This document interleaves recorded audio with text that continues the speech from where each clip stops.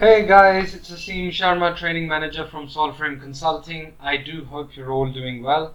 Today I want to briefly discuss about how to never give up. And you would notice that a lot of these videos that I'm making now are an extension or exploring further detail about previous topics. Now, we are all going through a difficult time in some way or another nowadays, and life is supposed to be full of challenges. And you must have heard many times people saying that, look, it's what you learn from those challenges, it's how you recover from them, how you improve your versatility and resilience.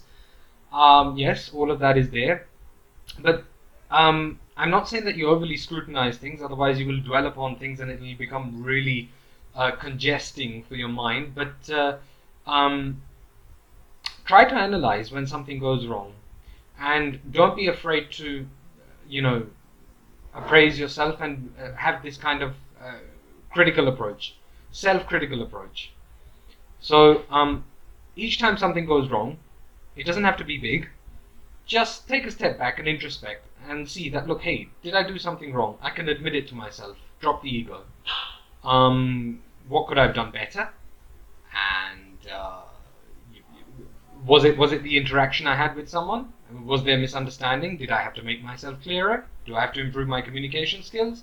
Did I lack empathy and annoyed someone, made them really angry? There could be different things. And I think that's a way to grow. So I'll give you a quick example. Let's say I have a commitment with someone, and I have made a video on punctuality, and I'm not punctual. I'm late. And I'm not late by much, maybe half an hour.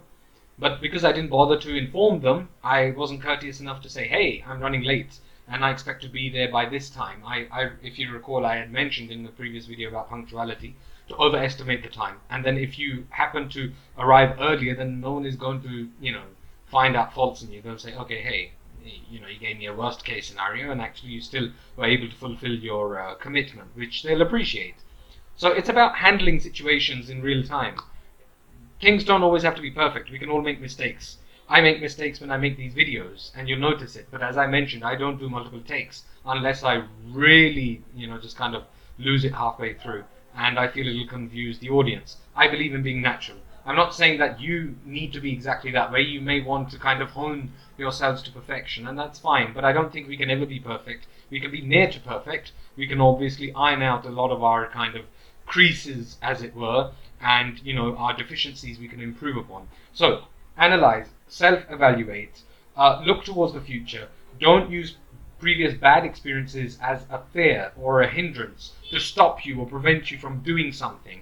That is not a good thing. And I mentioned this before. If it's going to happen again, let it happen. Sometimes I've experienced similar events with different people, which I couldn't even imagine. And now I just laugh about it. I'm like, the world is one crazy place. That's how I look at it. And I'm not saying that I'm perfectly right. I probably have made mistakes. I've maybe fallen for certain things again and again. But then maybe I've also come across people who are jerks. It happens. Not once, not twice, not even thrice. It just keeps happening. History tends to repeat itself in some ways. You'd be surprised. So don't get bogged down by it. Try to look at the bigger picture. See where you can improve. Try to perceive warning signs earlier on and see if you can navigate and correct those things so that it doesn't ultimately lead to some sort of disaster, as it were. And see where it takes you. So there's no point in giving up. And bear in mind, everyone is different. So again, I'll give you a quick example. I'm not a particularly fit person. But of course, exercise is important. So the first time I thought that, what should I do which I can keep, which I can maintain consistency? Because if you ask people who went to school with me or college, they'll say that Asim was just a fat slob who was pretty lazy and was terrible at sports, mostly. Although I improved in some ways, and I found certain niches that I was good at. So I thought, okay, let me just do some resistance exercises, some basic things, push-ups or dips or whatever. The first time I tried doing push-ups, I think the very first time, I could barely do 10, which I know must be really pathetic by fitness standards. I kept at it, and it took some time. So it took me about a month to be able to get to 20. But then I noticed that my progress is increasing. The rate of progress is now increasing. So although your muscles are sore and all that, you carry on, and then you have to overcome that threshold. But you also need to respect your body, right? When it gets too much, you need to have rest days. So now I can pretty much do 30 in one go without too much effort, although I can see sometimes my performance kind of dips a bit. So I want to maintain that consistency and then ultimately aim for more. So that's okay. But I also respect what my limits are. I'm not going to be a super, fit athlete or anything like that, but I want to be in shape. I want to, have that stamina, be stronger. And it's worked for me. So it's about maintaining consistency rather than if someone says, "I think that's pathetic. It's taken you a month just to be able to do 20 press-ups." Okay, but that's what's okay or normal for me. We can't compare all the time. So do not get put down if other people ridicule you. You look at what progress is feasible for you, all right?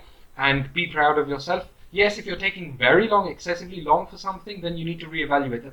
Hey, maybe I'm not doing something right. Maybe I need to, in this case, change my diet or my regime, or I need to, do more sets or reduce the number of repetitions or consult a personal trainer. Obviously, you need to adapt, right, to the situation. Anyway, enough of that. I hope you found this useful. For further tips, please do subscribe to this channel. You can also find us on LinkedIn, Facebook, Instagram, and Telegram. I do look forward to seeing you on our courses, and it's a pleasure presenting to you guys.